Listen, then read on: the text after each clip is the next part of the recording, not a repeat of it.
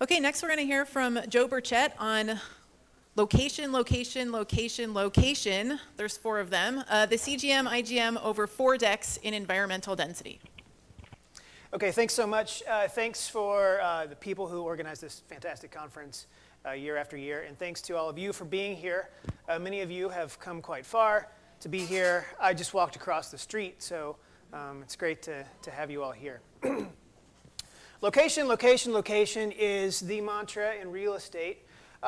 Living in Santa Cruz on a postdoc salary, I don't get to participate in the buying and selling of property, but I think I get the idea. So the value of land or a home is intimately connected to where that home is. And I think I have a reason, partly at least, why that is. So this is the mortality rates across the continental U.S. broken down by U.S. county. So blue is few deaths per 200,000 or per 100,000 people. Red is many. So if you're living in Summit County, Colorado, things are looking pretty good. People just don't seem to die there. However, where I grew up in eastern Kentucky, things are not looking so great.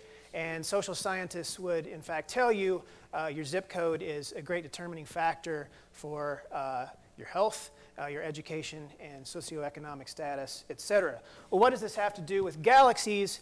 Well, where galaxies live tend to have a lot to do with their evolution.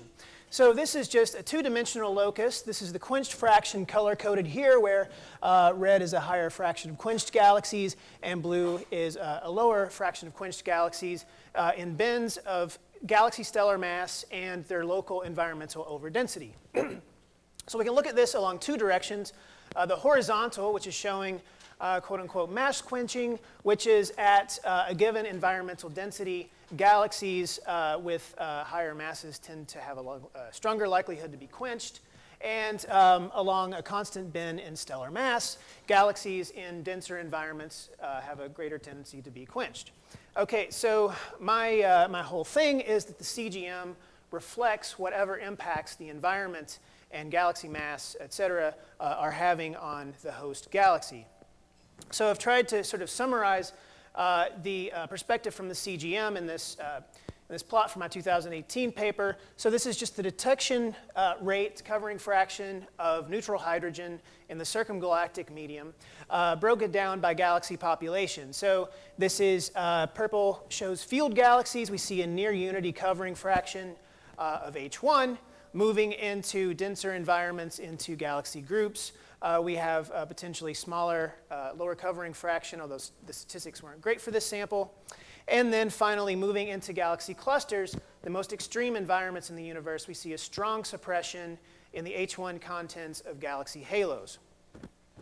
So in order to start to dig down into this question and others a little bit more, I have devised this program. It's an archival Sloan Digital Sky Survey HST-COS data program. And so this is just showing the galaxy volume, though this is very low redshift relative to some of the stuff that we've seen earlier. So this is a redshift range around 0.02.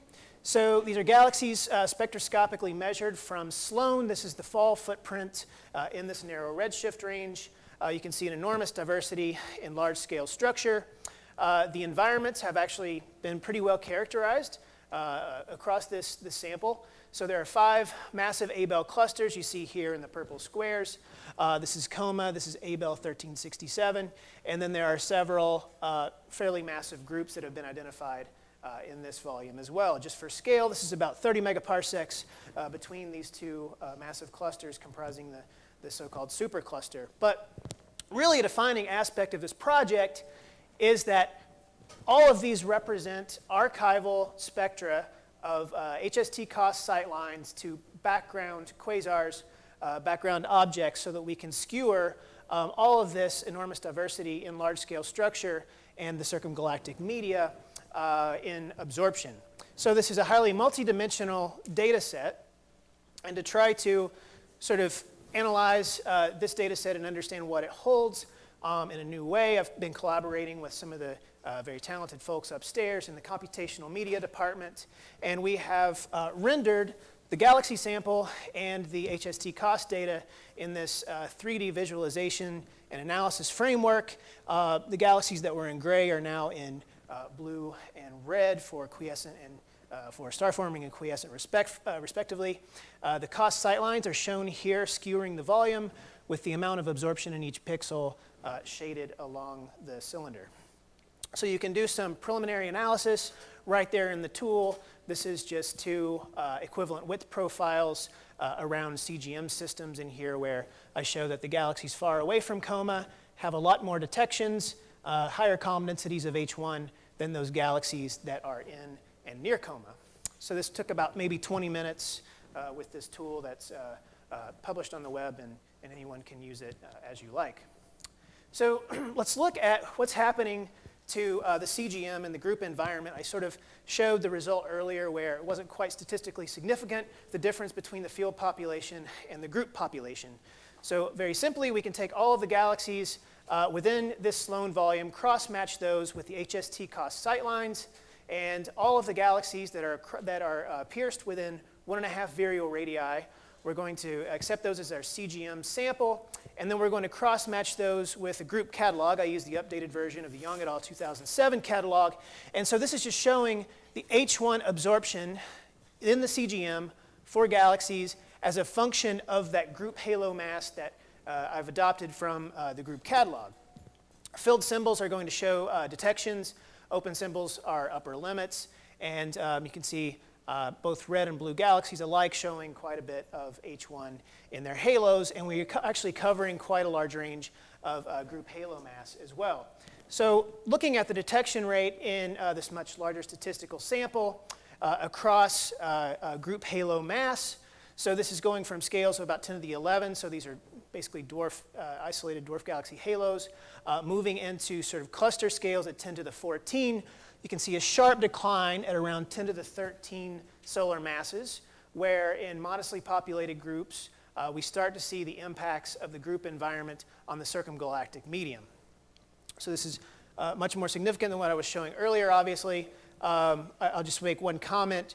The one group here, this is the coma cluster, of course, where we see a very low, almost zero covering fraction in the CGM of H1.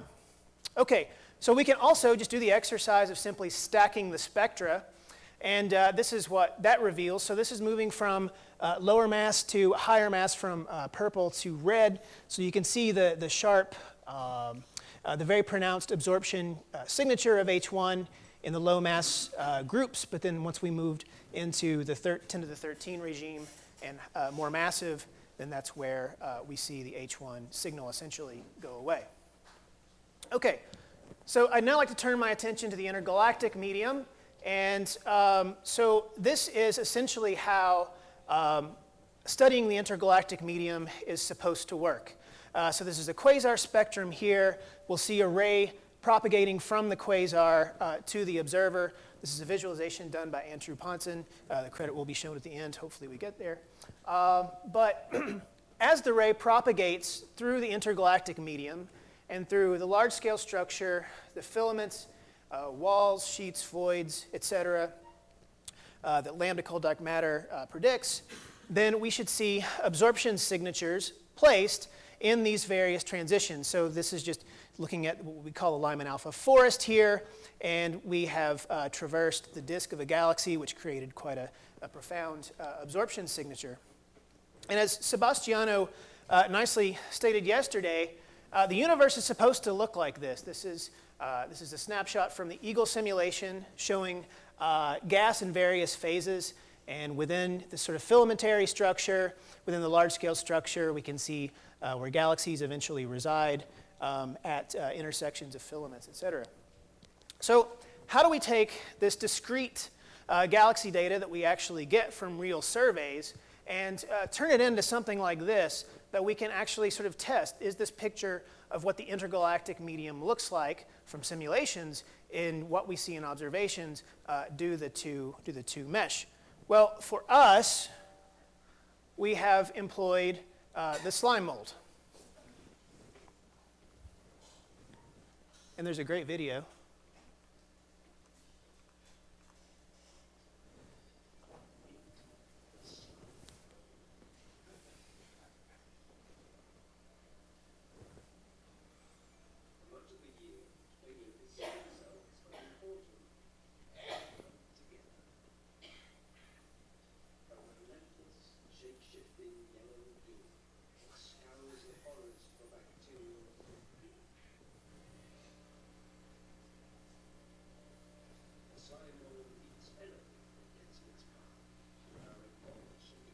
Okay, this is getting a little dramatic, but the general idea is we've attempted to learn what we know about the behavior of the Physarum polycephalum, or many-headed slime mold, to try to understand the universe on the largest scales. So the Physarum slime mold is one of the simplest forms of life on Earth. So this is a unicellular organism, but it displays this uncanny ability to find food, and not only find food, but get there along the most efficient paths that sort of we can dream up. So this is shown here. So we have a complex of algae here, a complex of algae here on the log, and you can see the slime mold forming a fairly filamentary structure between the two. So this, the growth and reproduction patterns of the Physarum polycephalum has been nicely characterized by an algorithm by this fellow named Jeff Jones. If you are regular readers of the Artificial Life Journal, you may have come across this article. It didn't come up in my normal reading list, but it turns out this is a nice realization here in 2 dimensions from an artist by the name of Sage Jensen, and this is employing the same algorithm and just employing some variations on that algorithm. So I'll skip over most of the details, but the general idea is that we release a swarm of slime mold cells into some space, and some data are also in that space. For us, it's going to be galaxy locations, and those data are going to emit a signal which can then be sensed by the slime mold cells, which will then wander their way around the space to find the most efficient paths to food. So a fellow by the name of Oscar Ellick and a colleague of his, who Oscar is a postdoc here, worked very hard to try to implement this algorithm in 3 dimensions, and this is what we've done with applying this to our own data set. So this is the same galaxy sample you saw shown in gray earlier. Now in red, we've released the slime mold cells shown in white to sort of the middle of the box, and you can see the slime mold cells diffuse out through the filaments and large-scale structure that we can sort of intuitively see with our eyes in just our galaxy survey data. Okay, so this is yet another rendering of a resultant equilibrium state of this dynamical system. So this is fully emergent from just our initial data and a few parameters of the model which we can tweak. But so this essentially gives us a density value, sort of shown here by the color. So how yellow or how purple the color is tells you how dense that local region is. And the first question we want to ask, does this give us realistic properties that we know from the galaxy sample?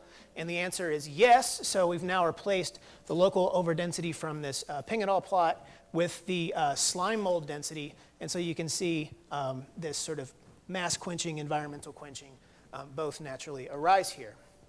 So what we can then do is take each pixel in each HST cost spectrum and find a local density. So if we have a slime mold identified filament here, this skewer piercing that filament is going to show an increasing density as we pierce through this volume. And you can see that through my highly scientific diagram, that we can even get density values outside of where the galaxies reside. So this is really the punchline of, I think this is quite exciting. So what I've now done is taken each of those slime mold density values and bend up all of the spectral pixels that are within bins of slime mold density. And this is what we get in terms of the absorption signature. So you can see at very low densities, there's basically no absorption signature. And we start to see a strong onset of absorption, which then reaches a limit and then sharply disappears. So I'll now overlay just sort of the typical scale of where galaxies are in relation to each of the sight lines that are plotted here. This is on the y-axis. So where we don't see any absorption signature, okay, we're pretty far away from galaxies, more than 5 virial radii. That's clearly the sort of far intergalactic medium. But as we enter what I would call the interfilamentary medium, we start to see this onset of the absorption signature, transitioning from the IGM to the CGM, where we get the strongest signatures that we detect. And then the signature goes away whenever we see the onset of shock heating in the most massive structures in the universe.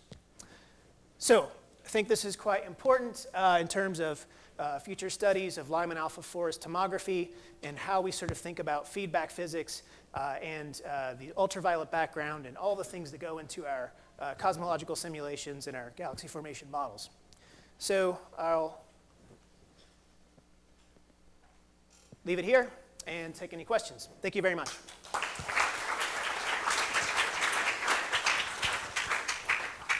Thank you. Can the last speaker come up? How about somebody other than Neil or Frank? There's a lot of other people in the room. Yes, there you go. So I'm curious, what's the big advantage of using the slime mold density estimator over other, like say, like a kernel density estimate type thing? Is it faster? Do you get extra sort of dry quantities? Yes. So for the type of work that we want to do, so I have a comparison here with some KDE type methods that can show that the parameter choice is actually what sort of structures you get out of those methods are heavily dependent on your parameters. And it's actually really hard to break this model. And so we nicely encapsulate local densities as well as sort of the large scale structure. So in addition to providing density values across the entire volume, where we want to study this interface of the IGM and the CGM.